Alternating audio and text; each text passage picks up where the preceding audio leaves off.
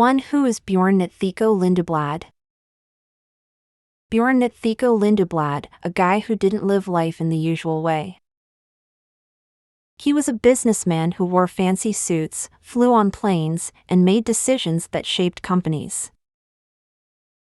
But something was missing. Deep down, he felt like a bird trapped in a golden cage. So, what did he do? He left it all behind. Yup, the money, the career, the fancy dinners, gone. Instead, he packed his bags and became a monk. Yes, a real monk. Imagine waking up before sunrise every day, sitting still for hours, and eating just one bowl of food a day. That's what Björn did for 17 years. Crazy, right? But he said it was the most freeing thing he ever did. After years as a monk, Björn realized it was time for another change. So, he left the monastery and stepped back into the noisy, chaotic world of regular life. He became a teacher and a storyteller, sharing his lessons from monkhood and beyond. His talks were filled with kindness, laughter, and wisdom, like a cozy campfire for the soul.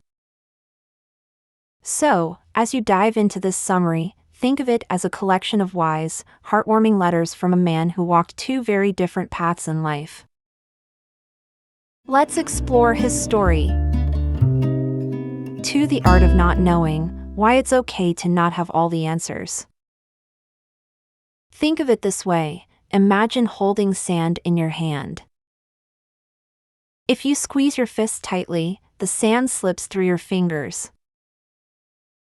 But if you open your hand gently, the sand stays right there. Life works the same way. The more you try to control everything, the harder it gets. But when you let go and trust, amazing things can happen. One of Björn's favorite lessons came from his time in the monastery. Every morning, the monks would wake up before the sun and meditate in total silence. Björn, like most beginners, struggled to keep his mind from wandering. He'd think about what he needed to do later or even about how uncomfortable his legs felt. It was frustrating. One day, his teacher told him, "You don't need to fight your thoughts. Just notice them, like watching clouds in the sky." This was a game changer for Björn. He realized he didn't have to control his mind or force it to be quiet. Instead, he learned to let go and simply be present. Slowly, he started to find peace, not by having all the answers, but by learning to live in the moment. Imagine this, you're on a roller coaster. You can't stop the ride or predict every twist and turn, right?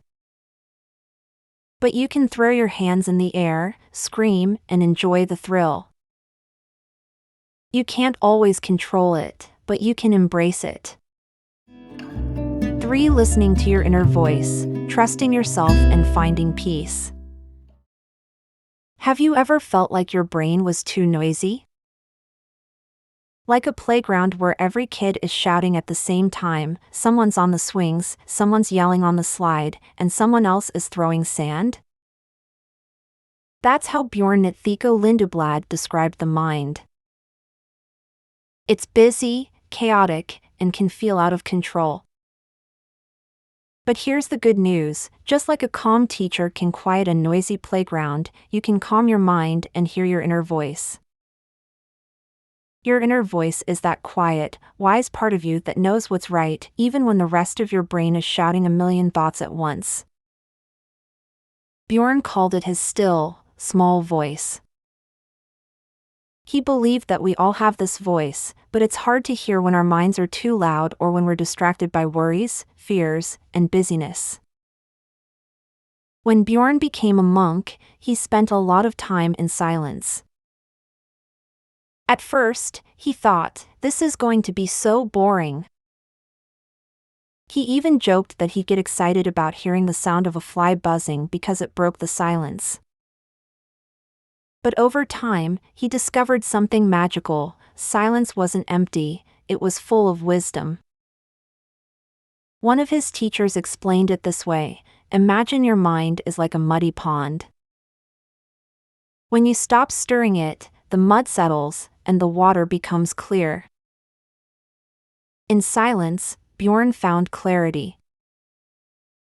He could finally hear his inner voice, the one that whispered truths about what really mattered in life. Björn shared a story about making a big decision after he left the monastery. He was offered a job that seemed perfect on paper: good money, interesting work, and people he liked. But something inside him felt off. His inner voice whispered, "This isn't right for you." At first, he ignored it. He thought, what if I'm wrong? What if I'm just scared? But the more he sat in silence, the clearer the voice became. Finally, he trusted it and said no to the job. And guess what? A better opportunity came along that fit him perfectly. That's when he realized, your inner voice knows what's best for you, but only if you're brave enough to listen. Here's a fun way to think about it.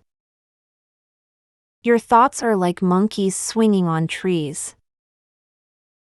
They're playful, energetic, and never stop moving. Meditation is the gentle zookeeper.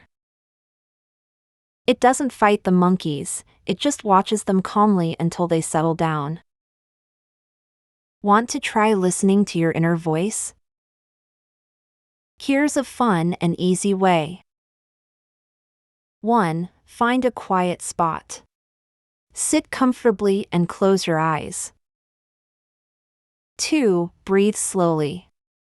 Imagine each breath is like a wave washing over you, calming the noisy playground in your mind. 3. Ask yourself a question. It can be something simple, like, what's one thing I need right now?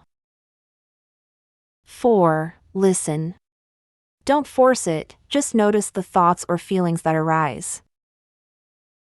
It might feel strange at first, but the more you practice, the clearer your inner voice will become. For life is full of surprises, learning to swim with the river. Björn had a beautiful way of describing life: it's like a river. Sometimes it's calm and peaceful, and other times it's wild and full of rapids. You can't stop the water from flowing or predict every twist and turn. But here's the trick: you don't have to fight the river. You just have to learn how to go with the flow. Think of it like this: if you're floating on your back in the river, you're still moving forward even if you're not paddling. But if you thrash around and try to stop the current, you'll just exhaust yourself. Björn's advice? Relax, trust the flow, and let life carry you.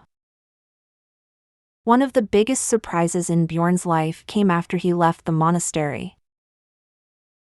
He thought life outside the monastery would feel easy and familiar, like putting on an old pair of shoes. But instead, he found himself feeling lost. He missed the simple rhythm of monkhood and wasn't sure where he belonged in the normal world. At first, he struggled. He kept thinking, this wasn't supposed to happen. I was supposed to feel happy and free. But then, he remembered his lessons from the monastery: life doesn't always go the way you expect, and that's okay. Slowly, he stopped fighting the feeling of being lost. Instead, he treated it like floating in a river. He stopped trying to force his way to the shore and let the current guide him.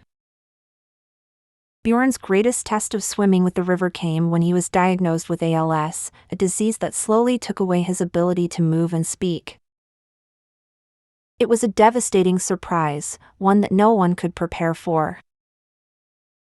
But even in the face of this challenge, Björn found grace and wisdom. He didn't pretend it was easy. He openly shared that he felt scared, angry, and heartbroken at times. But he also said, suffering isn't about what happens to us, it's about how we meet what happens to us. Instead of resisting the diagnosis, he accepted it as part of his journey. He focused on the things he could still do, like sharing his stories, spending time with loved ones, and appreciating the little moments of joy each day. Here's a fun way to think about handling surprises. Imagine you're a leaf floating down a stream. You can't steer yourself, but you can enjoy the ride. Sometimes the water is smooth and sunny, other times, it's bumpy and dark. But either way, you're still moving forward. The next time life surprises you, try this. 1. Pause and breathe. Remind yourself that it's okay not to have all the answers right away. 2. Ask, what can I learn from this? Every twist and turn has a hidden lesson. 3. Trust the flow. Even when things feel uncertain, life has a way of carrying you to where you need to be. Björn often said, life isn't something you control, it's something you dance with. By learning to swim with the river and embrace the unexpected, he discovered a deeper kind of peace. And he believed you can, too. So next time the river of life takes an unexpected turn, remember, don't fight the current. Trust it, float with it, and see where it takes you. Who knows? The next surprise might just lead to something wonderful. 5. Death and letting go, learning to live fully now. Björn believed that most people live as if they'll live forever. We spend so much time worrying about the little things, our to-do lists, mistakes we've made, or things we can't control. But when you remember that life has an end, something magical happens, you stop wasting time on what doesn't matter. For Björn, accepting death wasn't about giving up, it was about waking up. He said, when you stop running from death, you start appreciating life. Every sunrise, every laugh with a friend, and every breath feels like a gift when you realize it won't last forever. When Björn was diagnosed with ALS, it was like hearing a clock ticking louder than ever. ALS is a disease that slowly takes away your ability to move, speak, and even breathe. There's no cure, and it's always fatal. For many people, a diagnosis like this would feel unbearable. But Björn approached it with the same wisdom he had learned as a monk. At first, he grieved. He cried for the life he would lose, the things he wouldn't be able to do, and the people he would leave behind. But then, he made a choice. Instead of focusing on what he couldn't control, he focused on what he could still enjoy. He joked about small victories, like being able to smile and wiggle his toes. He surrounded himself with loved ones and cherished every moment with them. And he didn't hide from death, instead, he invited it to the table, treating it as a teacher rather than an enemy. Björn often spoke about death with surprising warmth. He said, death is not something to fear. It's like a mirror, showing you what truly matters. Through his journey with ALS, he realized that so many of the things we stress about, money, careers, even small arguments, don't matter at the end of the day. What matters most is love, kindness, and the simple joys of being alive. As ALS progressed, he had to let go of things he once took for granted: walking, eating without help, even speaking clearly. But instead of fighting these losses, he chose to accept them with grace. He said, "Letting go isn't about giving up. It's about making space for something new." Björn's journey teaches us that death isn't something to be scared of, it's a reminder to live with courage, kindness, and gratitude. Here's how you can start practicing his wisdom. 1. Pause and notice the small joys. The taste of your favorite food, the sound of laughter, or the feeling of sunlight on your skin, these moments are treasures. 2. Let go of things you can't control. Just like Björn said, life is a river. Trust it to carry you where you need to go. 3. Talk about death. It might feel scary, but sharing your thoughts and feelings about it can make it less overwhelming. In his final message to the world, Björn said, "Death isn't the opposite of life, it's part of it. And when you embrace it, you'll find yourself truly alive." 6 memorable stories. The stranger who changed his day. One rainy evening, after a long day of walking and meditating, Björn stood at the side of the road, waiting for a ride. As a monk, he had no money and depended on the kindness of strangers. Most cars zoomed past without stopping. He started to feel cold, tired, and invisible. Then, out of nowhere, a small truck pulled over. The driver, an elderly man with a warm smile, waved him in. Not only did the man drive Björn to his destination, but he also gave him a blanket and some food. Björn never saw him again, but that act of kindness stayed with him forever.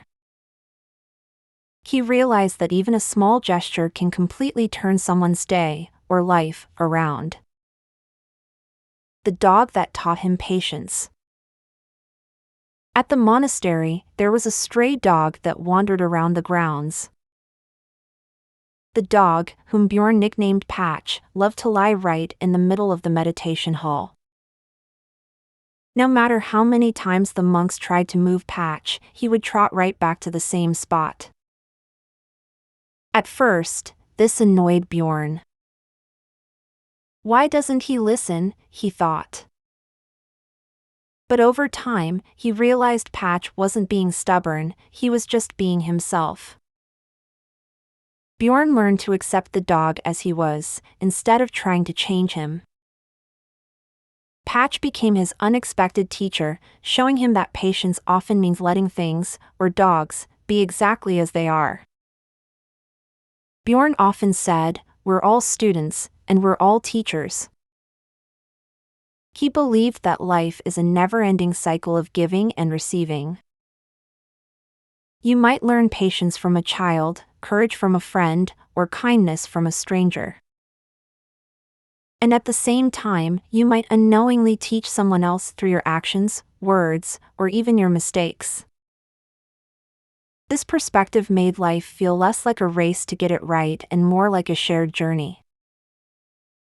Björn encouraged us to embrace curiosity and humility, knowing that we're all in this together, learning, growing, and helping each other along the way. Life doesn't have to be grand or flawless to be meaningful. It's enough to sit quietly with someone you love, watch a sunset, or laugh at an elephant joke. His life was a testament to the idea that even in the face of pain and uncertainty, there's always something beautiful waiting to be noticed. You don't have to have all the answers. Life is a river, and it's okay to float for a while. Kindness matters more than you think. Even small acts can change someone's world. You're never alone. We're all learning and growing together, one step at a time. Take life one breath at a time. Be kind to yourself and others. And remember, the small things, like a smile, a thank you, or a moment of peace, can make the biggest difference. May you be happy. May you be safe. May you live with ease. 恭喜你，又听完了一本书。订阅以便不错过更多精彩内容。也别忘了分享给你的朋友，一起快乐听书学英语。